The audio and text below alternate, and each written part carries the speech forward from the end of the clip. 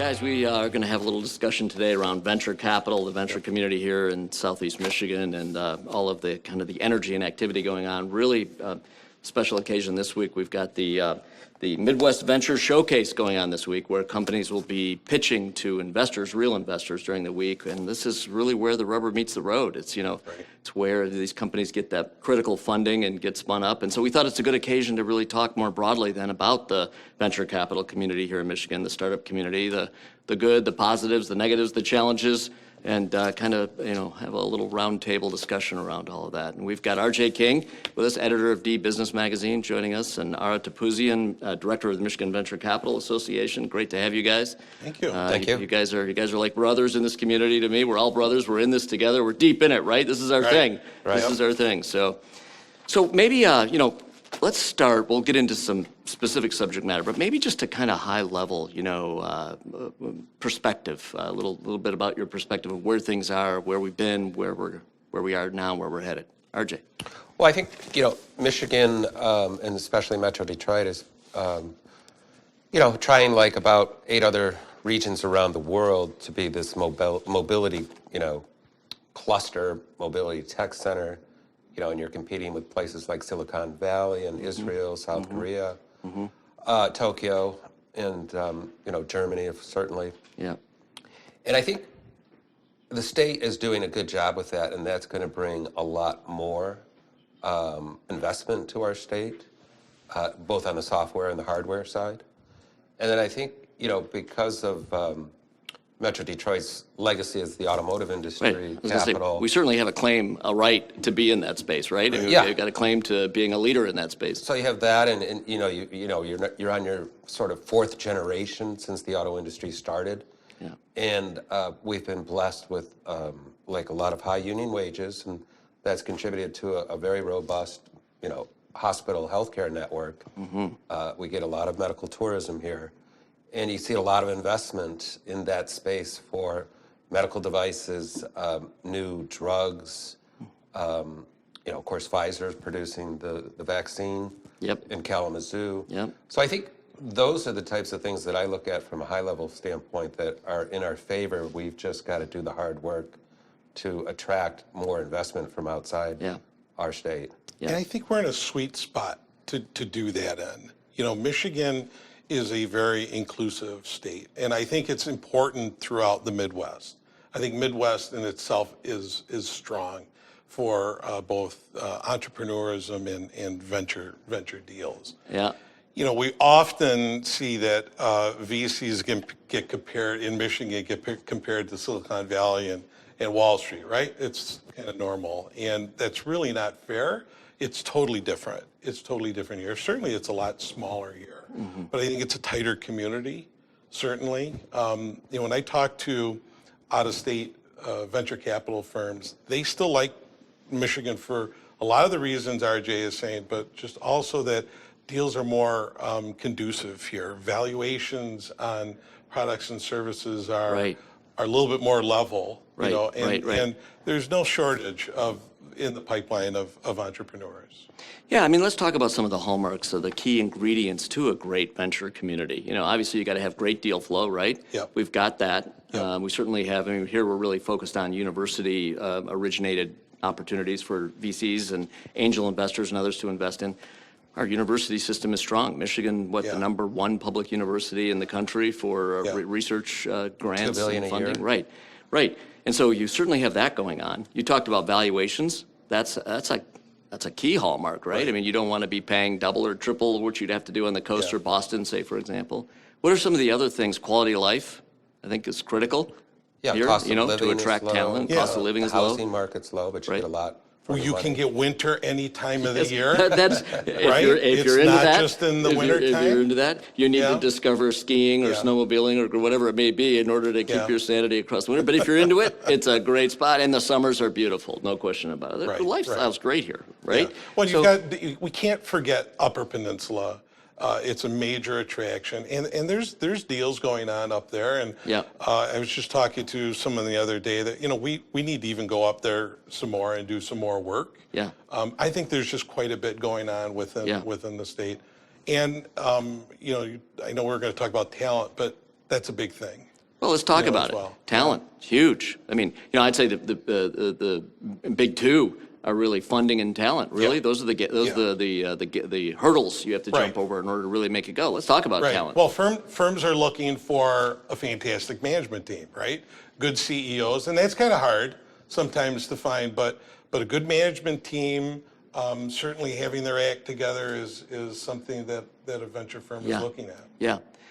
And I think we also have some good talent coming out of some of the companies recently that have really established themselves here as, examples, prototypes of doing this right. For example, Dual Security, Yep. LlamaSoft. We've got Yeah. OneStream, really blowing up. Fantastic exits that really push, money back then into the Michigan Exactly. ecosystem. Money, there's been talent that's come here to work for those companies. Right. They've established roots here. Some meaningful percentage of them are going to stay, right? And so Yeah. that helps our talent pool. Yeah. But it is still a challenge, and a lot of recruiting still needs to be done out of state. I mean, we have to see it as it is. I think that is still one of those things on Yeah. the list that there's areas of improvement there. Well, we've lost a lot of talent, right, in the last few years, and the recession didn't help, certainly with that. But I think what we're seeing, I mean, I'm a lifelong Michigander, As am I. and I can't think of a better place to live. And, Right. raise a family, and you're seeing more people come back. For me, at MVCA too, that when I talk to these out-of-state VC firms that have ties to Michigan, they still want to come back. They still want to look at Michigan and what's going on. So even the ones that have left still kind of keep an eye on what's going on here. It's an interesting thing about Michigan. I mean, Yeah. when you're from here, and I'm from Flint, Michigan, Right. which makes it Yep. even more dramatic. And yet, this is where I want to be. It's an Yeah. interesting thing. And a lot of great Home, things no going place like on home. in Flint. Absolutely, there are a lot of good things going on in Flint. So let's so talent. Yeah. Good, improved, but still challenged. No question about it. Everywhere I go. and that's is- true everywhere. right? Everybody is saying they need talent. And this was before COVID as well. Yeah. Because the economy was racing so fast with a sharp drop in the corporate tax rate. Yeah. To about 20% from 38%. Yeah. It was huge, brought so much wealth that was sitting overseas back into our country. You're seeing more companies invest here. The chip makers and what Tesla's doing in Austin, Texas, and all of those types of things really, really help our economy. And I think Michigan's got to figure out a way to maybe incentivize some of our graduates that are coming off the college campuses to stay here. I think we might get to that point where there might be some cash offers. I've heard of some already that companies are offering. I didn't for get sign-up any. bonuses, I didn't but- get any when I left. But I'm a Wayne State grad. Well, I guess there you that go. was a different deal. Right, there you go. I have a degree in journalism. Yeah, Wayne State just did a could see how drone that deal. helps. We're going to write about it on soon, but Yeah. I mean, there's so much coming off of those colleges. I think there's more work too that we need to do with just helping budding entrepreneurs just in general. I mean, we talk at MVCA about who's our end customer, and it's really the entrepreneur, right? And so, can we be doing more in trying to nurture that? Is it through internships? Is it through apprenticeship programs? We used to have a program called a Venture Fellows program that was partially funded from Michigan Economic Development Corporation. Great program. And it brought a younger group of talented individuals that it was sort of a, the firm would pay some of the money, we would pay some of the money. I'm really simplifying it.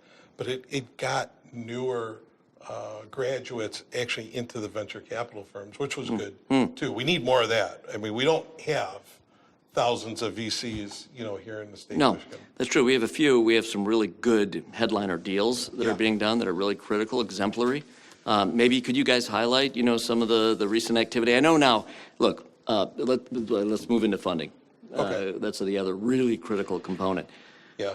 Funding was down a little Yeah. bit, still strong, very strong in 2020, but nevertheless Right. down from 514 to roughly 257, I believe it was.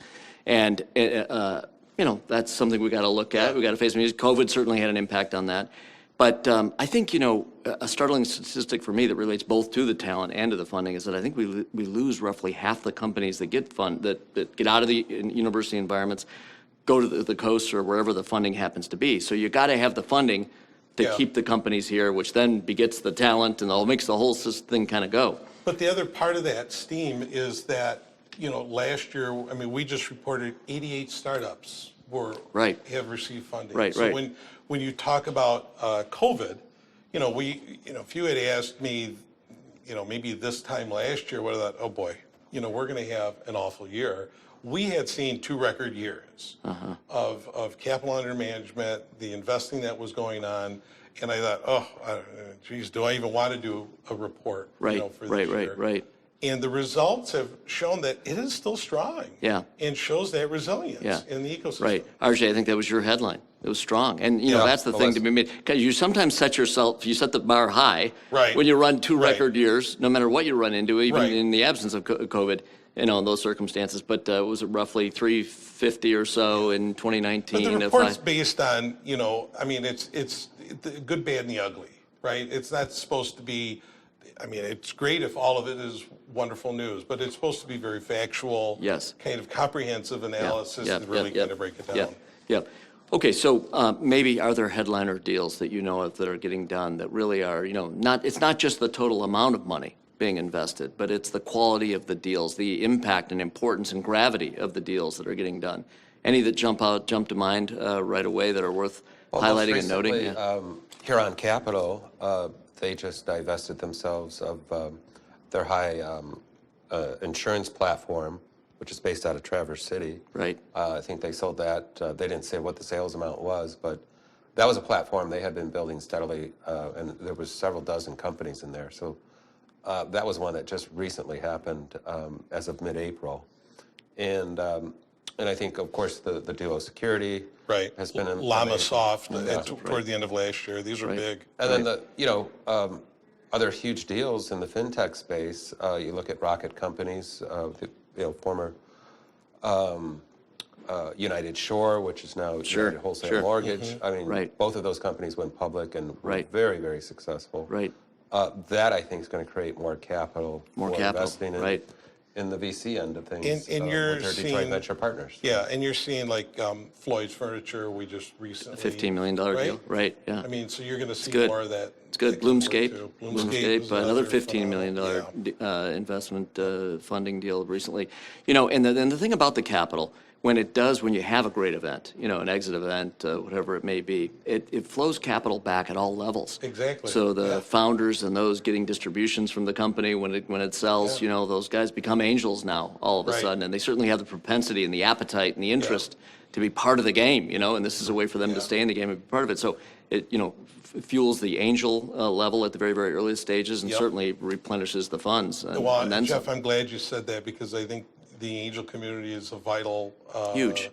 Yeah, it's huge in Michigan. It plays a vital role in the investment circle. We report some of it, but certainly through the Michigan Angel Summit, they recently released their report as well on things. But angel investors are up. They're still doing more deals. I mean, it's Critical. Critical. In many circumstances, you can't have the venture activity going on at the later growth stages without the angels stepping up and getting the seed funding rounds done first, right? So it's that Yeah. continuum, and you have to have the funding Yeah. and the right funding at each. Yeah, each and we need step more of along the those way. too. We We need do. more of the We do. pre-seed, the seed funds. We and, do. We saw, it's as if you've set all this up for me to answer these things for you perfectly. And we didn't even But rehearse. We didn't even rehearse. That's- I have never met you before. No. Right.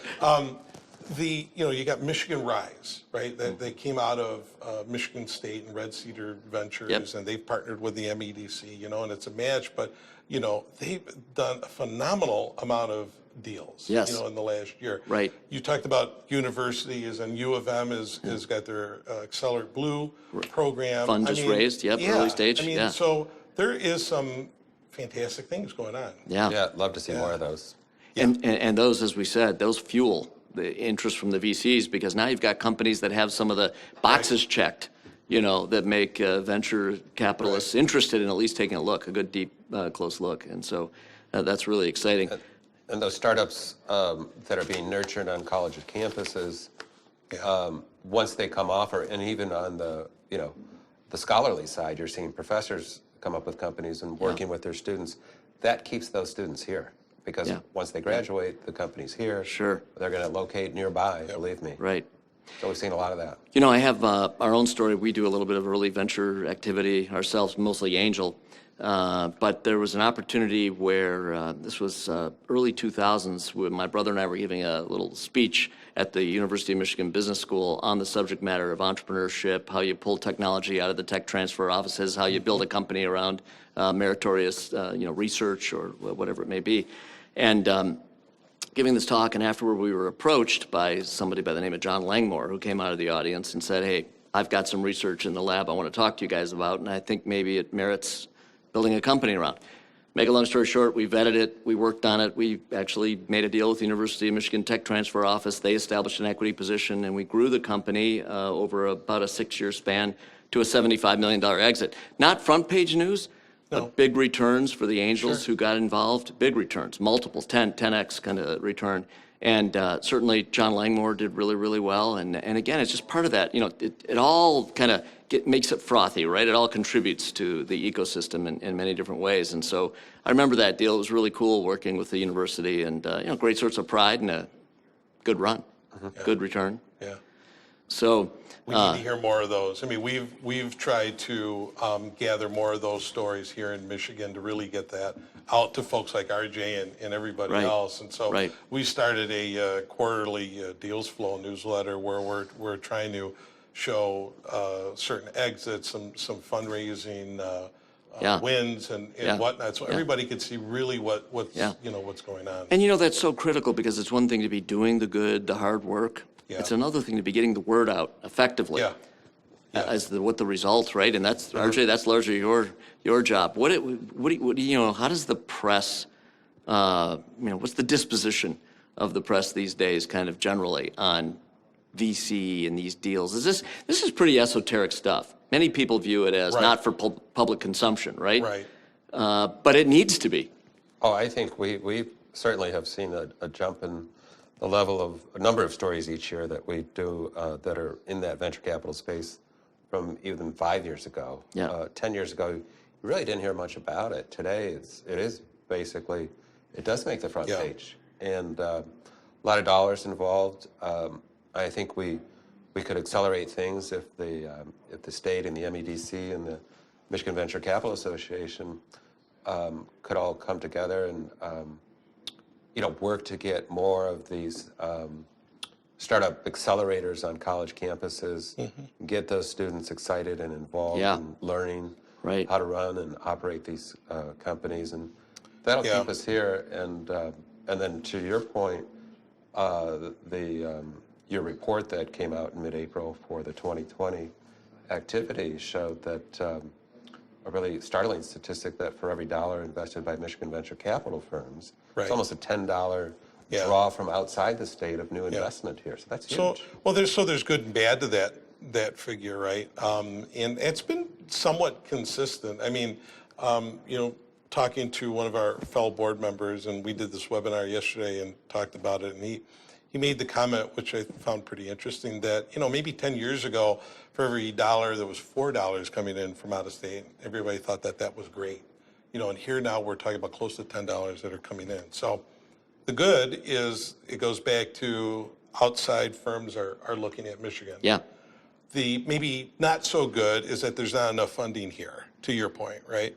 So organizations like the MEDC, though, have spent a considerable amount of time and money to really play in that entrepreneurial space. So that's good. I mean, again, they were part of Michigan Rise, and they continue, to do some things. They partner with us. They partner with a lot of organizations. But there was specific funding a few years back, sort of a fund-to-funds type of an approach that worked out pretty well. It actually started a number of different VC firms here in Michigan. And so, we have that ongoing talk with the legislature. There's always outreach to educate them on what venture capital is, that they are job creators. Yes, I that's think a major point. Major point. And, by the way, they're going to help, get a startup funded that, could change the world, possibly. So what can we do more there? So I think that there is definitely a funding issue. Yeah. And still has to happen. I think you make some really strong points. I think it's important that the public understands that all of this is not just for the rich and the wealthy, and it only impacts their lives and so on, or the very heady, sophisticated entrepreneurs and researchers who create this kind of stuff. I'm busy. I got my everyday life Too stuff much to worry about, watching right? Shark Tank Right. on Right. TV. Well, That's okay, but probably here's the thing: if you've ever done a search online, you did it in part because venture capital backed Google when it was early. If you ever picked up an Apple iPhone and made a phone call or a text message, you did it because it was backed by venture capital. This, RJ, we ran an article on this in your publication not too long ago. This stuff impacts your everyday life. Oh, yeah. Let me ask you this. You talk about the public. What about equity crowdfunding? Is this, I know there's new legislation now opening it up from $1 million per round per year, I believe it is, to $5 million. Now, look, the public, as long as they're accredited and they meet the qualifications of the Reg A offering rules and regulations, could that be meaningful? Do you see it as meaningful, or do you see it as kind of, it's certainly on the margins, but... Yeah. I don't know enough about that to give you a great opinion. I would say that, my quick answer to that would be, yes, it's going to make a difference. I think you're going to see other entities, maybe other financial institutions that are going to be able to or are able to invest in VC startups or VC firms and that type of thing. So, you take it for what it is. Yeah. I think it's interesting. I think it's got some potential, and it's all additive, right? I mean, even though it may be on the margins, it's certainly not the cure. It's not going to make up the difference in the amount of funding these businesses need. Speaking of that, a lot of companies who get the funding, we need to make sure we not only have the initial funding, but that there's ability to get that follow-on funding, right? Yeah. And I think a lot of that went on last year, certainly, thankfully, for a lot of the startups that were initially infused with VC dollars. Here we go into COVID. And as I continually have said to people, not their first rodeo in a crisis. Right. Certainly, I think there was a lot of hunkering down, making sure that they did have some follow-on funding, for their portfolio companies so that they can stay healthy. Yeah. The other thing too is really the effect of PPP had a bit of an impact as well. For sure. Right. I guess a bit controversial, depending on who needed it and who really needed it. Who got it and who needed it, right? Yeah, right. But it seems like it was used throughout, I think, in a smart way, and really helped a number of startups. Amen. I believe so, yeah. Yeah. So one point I would make about crowdfunding, it tends to be just a sector, because people that will invest in these types of things, they have to get it right away. That's true. For one example, we just got one about a gentleman that had designed this pizza cutter, and it's got all the ergonomic design to it. It's all silver and it's beautiful pizza. Yeah. Now people get that. Right, exactly. But we all get that's, pizza, don't we, guys? Some technical chip that somebody's coming out with that might help with LiDAR on a future mobility. That might be a little tougher sell. Right. That's a good point. Yeah. So, and I think one area that, and we'll see if you guys agree with this, but I think our banks, whether they're headquartered here or have operations here, they're very, very traditionally focused, and I think they should look at, not just opening up all the purse strings or anything like that, but I think they could play a bigger role than they have been in. Well, I think you're going to see that. I think you're definitely going to see that. Some of the laws have changed that do allow that, and I think maybe some of the more progressive banks you may end up seeing more of that come on. That'd be great. Now, more importantly, did you get the pizza cutter, or right, exactly. Did you? Right. I'm sensing a little hurt feelings. You couldn't. Well, I actually did get one. Did you get it? Yeah, if we're going to go in order of priority here, let's talk about what the most important thing is. Did you get the pizza? Yeah, no, I did get the pizza. Right. So, we talk about follow-on funding. I shared a story of John Langmore, and Rubicon Genomics was the story I shared that met with success. We also had a really, really cool company in Ann Arbor early on, again in the early 2000s, that we raised $15 million for, largely angel, but some New York family office kind of money as well, in the field of transgenics. And this was a really cool, but again, one of those esoteric companies we needed to get through FDA. And we got to 15 million. We got to the point of proof of concept on the technology and everything. But then needing the money to get through that FDA process, we here in Michigan fell short. And this was an unfortunate example of a company that had a lot of merit, really cool technology. In fact, the end of the story is that from a technology and business standpoint, it's in the market today and performing. Unfortunately, it's based somewhere else, not in Michigan, and it's performing for somebody else other than the group that got back this company. But without that follow-on funding, you know, it was dead. And so that's a critical area of focus too that I know we all need to keep a sharp eye on. The good news is if you get the VC capital in an earlier round from a local investor, you're going to tend to get a better look, right? They're going to want to make sure you stick around, and so you're going to get a shot at getting that follow-on funding. So. Well, you know, I think we have to talk about also realities with entrepreneurs too. When you talk about, you know, the startups getting that funding too, right? Not every company is going to get it. That's right. Not everybody is VC ready.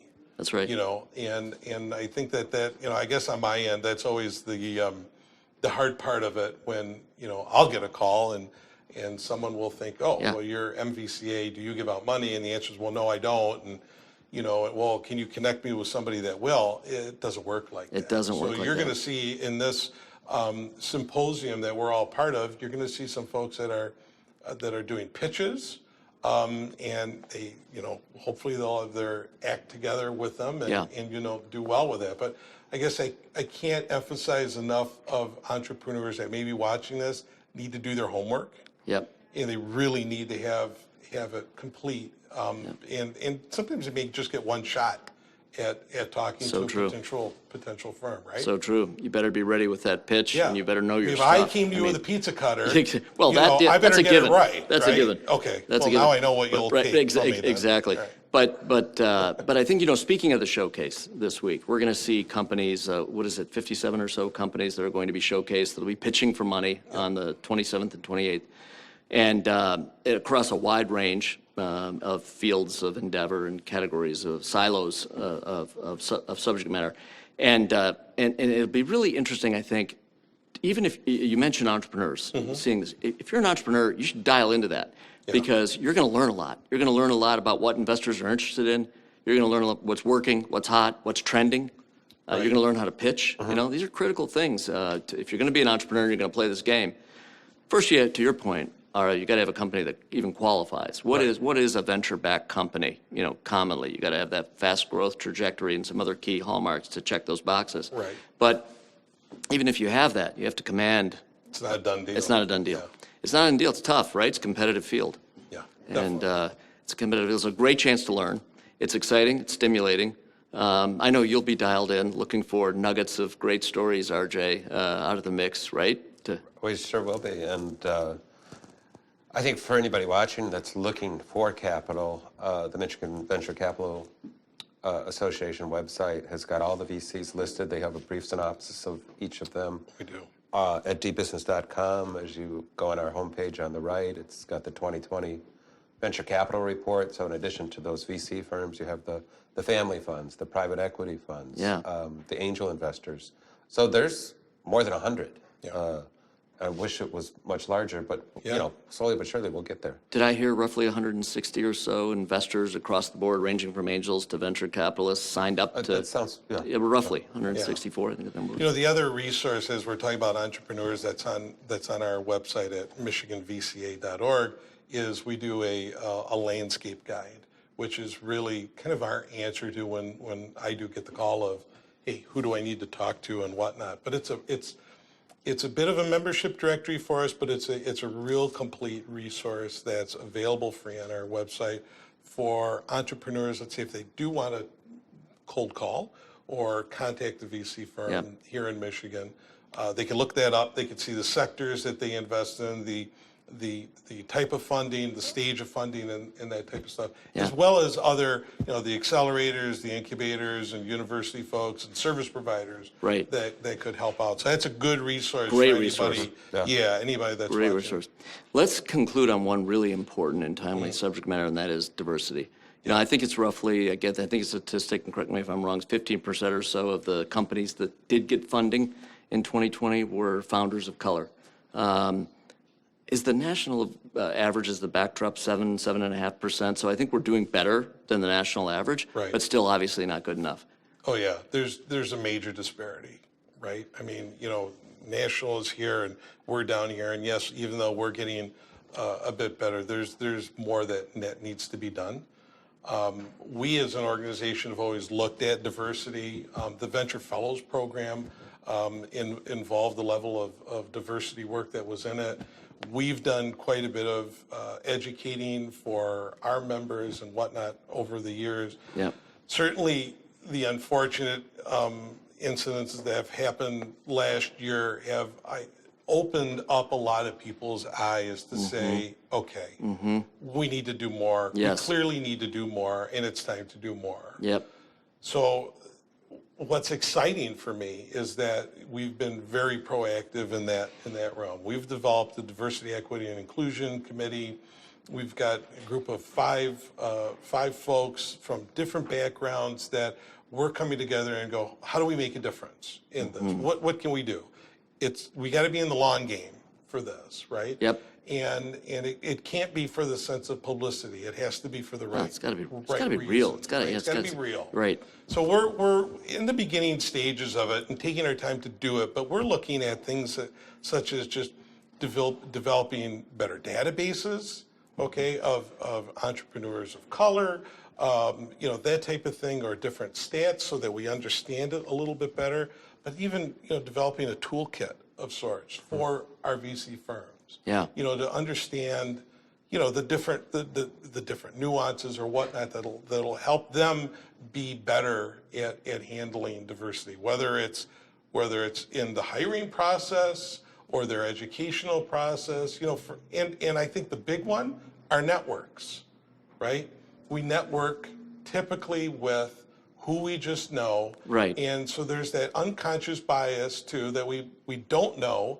And we want to try and help with that as far as spread who people are able to talk to. So it's an important subject. It I know is. for us for sure. I know it is for RJ and you and Yeah, of everybody course. else. But again, it does have to be the long game, and we're taking a look at it, and we're doing a deeper focus on it. So we'll have more that's out there, later this year for sure. That's great. RJ, what do you? Yeah, there's a lot of work. We're making that progress. needs to be done. We are, but there's Yeah. a lot of work to be done. Yeah. Just nationally, the figures are for startups, for the Black community, it's like 3%. Hispanics is 12%. Asians are a little higher than that. And the white community has the most. And I think really we should look at, you're starting to see banks going now into urban communities. Yeah. And I think if we can get more startup type of services and introductions to this community in these community centers all around urban areas, not only in Michigan, but around the country, Yeah. I think we'd be a lot better off and get a lot more kids excited. Yep. And starting to think about, wow, I could own my own company. Right. It is in large part cultural and educational, inspirational, all those things that needs to create that, just that better ecosystem in order to be more inclusive. And we're seeing new funds come. We are. with their Angels, focus. The Commune Angels is yes, phenomenal. yes. The New Community Transformation Fund, that's a kind of a spin out from the Right Place in Grand Rapids. So we're seeing more of that. On our end, we're trying to spread that info as much as we can. Absolutely. Yeah. Well, it's great, guys. I mean, this is a good opportunity to get together around a great event happening this week, and really exciting to have a chance to chat with you guys and check in. Oh, thanks get for your having us. views Yeah, no, it's on great. where we Thank you. are, Yeah. where we need to go, what we need to do better at, right? Right. And so thank you so much for your Thanks for time having and us. your thank insights, you. and it's great. Yep. Okay. Thank you.